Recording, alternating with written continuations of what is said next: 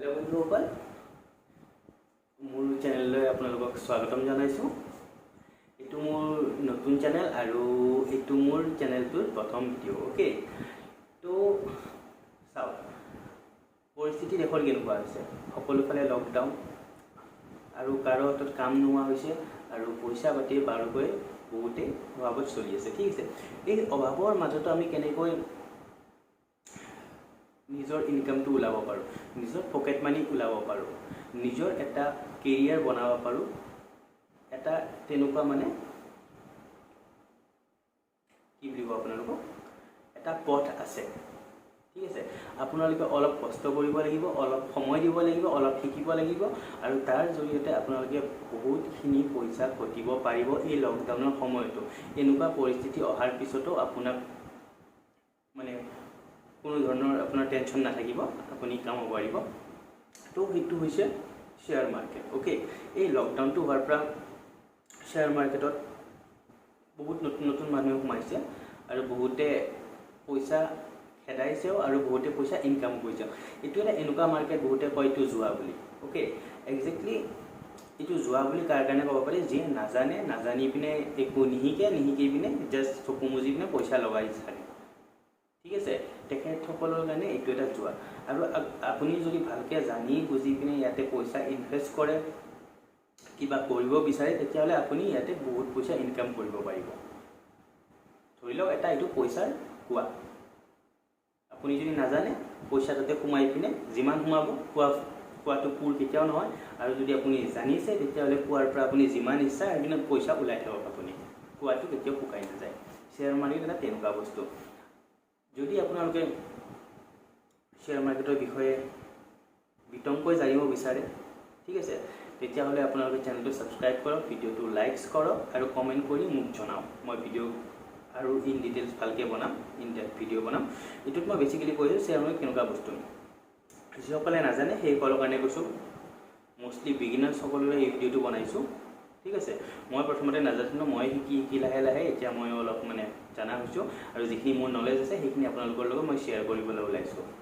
আৰু আমাৰ অসমত মেক্সিমাম মানুহে শ্বেয়াৰ মাৰ্কেট নকৰে, বহুতে ভাবে জুৱা হয়, বহুতে ভাবে পইচা গুচি যাব, বহুত ধৰণৰ মানে এক প্ৰকাৰৰ অন্ধবিশ্বাস ক'বলৈ গ'লে মানুহৰ মনত পালি আছে, শ্বেয়াৰ মাৰ্কেটত ভৰি নিদিয়ে। ঠিক আছে, শ্বেয়াৰ মাৰ্কেট এটা বহুত ভাল মানে প্ৰফেশ্যন, ই আপোনাৰ এটা বহুত ভাল কেৰিয়াৰ হিচাপে আপুনি ইয়াক ল'ব পাৰে। ঠিক আছে, যদি আপুনি ইচ্ছা কৰে, যদি আপোনাৰ পেশ্যন আছে, যদি আপুনি শিকিব বিচাৰে। শ্বেয়াৰ মাৰ্কেট তেনেকুৱা এটা বস্তু। তো শ্বেয়াৰ মাৰ্কেট বেছিকেলি কি কৰা, আমাৰ যিবোৰ ভাৰতবৰ্ষৰ ডাঙৰ ডাঙৰ কোম্পানী আছে, মই ভাৰতবৰ্ষৰ ভিতৰতে কৈছোঁ, গোটেই বাহিৰৰো হয় একচুৱেলি, মই ভাৰতৰে বিষয়টো উদাহৰণ হিচাপে দি পিনে কৈছোঁ। গোটেই ভাৰতবৰ্ষৰ ডাঙৰ ডাঙৰ তেনেকুৱা ধৰি লওক ইণ্ডাষ্ট্ৰী আছে, কোম্পানী আছে, ৰিলায়েন্স ধৰি লওক, তাৰপিছত টাটা ধৰি লওক, JSW ষ্টীল, ৰিলায়েন্স, এইবোৰ কোম্পানী আছে। এই কোম্পানীবোৰে শ্বেয়াৰ্ছ থাকে। ঠিক আছে, এই শ্বেয়াৰ্ছবোৰৰ যিটো এটা নিৰ্ধাৰিত মূল্য থাকে, এই নিৰ্ধাৰিত মূল্যবোৰ আপ ডাউন হৈ থাকে, ওপৰত যায়, কেতিয়াবা তলত আহে। কোম্পানীটোৰ গ্ৰ'থৰ ওপৰত এইটো ডিপেণ্ড কৰে। যদি গ্ৰ'থ ভাল হৈছে তেতিয়াহ'লে এই মূল্যটো ওপৰত যায়, শ্বেয়াৰ্ছৰ মূল্য ওপৰত যায়। যদি আজি 100 টকা আছে, কালি 200 হ'ব পাৰে, 300 হ'ব পাৰে, যদি কোম্পানীয়ে ভাল গ্ৰ'থ দেখায়। আৰু যদি গ্ৰ'থ নেদেখায়, তেতিয়া যদি তলফালে আহে কোম্পানী, তেতিয়াহ'লে যি 100 টকাটো আছে সেইটো 90 টকা হ'ব পাৰে, 80 টকাও হ'ব পাৰে আৰু 10 টকাও হৈ যাব পাৰে। তো আমি এই যেতিয়া ওপৰ যাব, দামটো ওপৰ তল হ'ব, এই তেতিয়াই আমি পইচা ইনভেষ্ট কৰি পিনে ইয়াৰ পৰা আমি কামাব পাৰোঁ।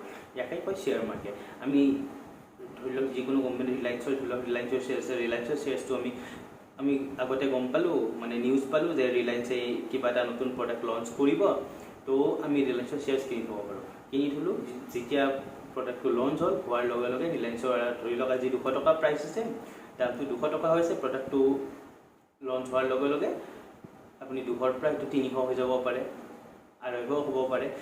যেতিয়া দামটো বাঢ়ি গ'ল, তেতিয়া আপুনি বস্তুটো বিক্ৰী কৰি দিলে, আপোনাৰ 50 টকা 100 টকা প্ৰফিট ওলাই গ'ল। আপুনি এনেকুৱা নহয় যে এটা শ্বেয়াৰ্ছ কিনিব, আপুনি 100টা কিনিব, 200টা কিনিব, 500টা কিনিব, 1000টা কিনিব, সেই হিচাপত আপোনাৰ কিমান প্ৰফিট হ'ব আপুনি হিচাপটো কৰি লওক। শ্বেয়াৰ মাৰ্কেট তেনেকুৱা ধৰণৰ কাম। এইটো জাষ্ট বেছিক, মানে একদম বেছিক কথা কৈছোঁ। ইয়াৰ ওপৰত আৰু শিকিবলগীয়া শ্বেয়াৰ মাৰ্কেটত বহুত বেছি কথা আছে।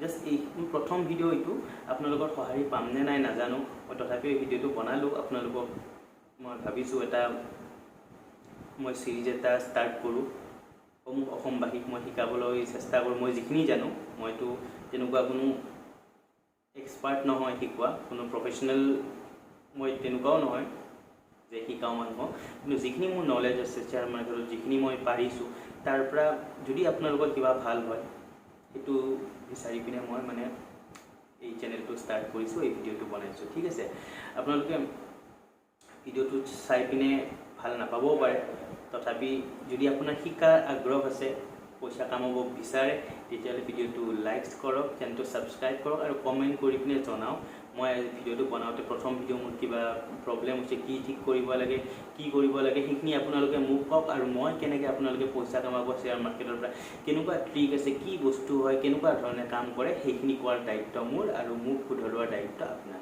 অ'কে গাইজ এইখিনি কৈয়ে মই এই ভিডিঅ'টো প্ৰথম ভিডিঅ'টো সামৰি মাৰিছোঁ ধন্যবাদ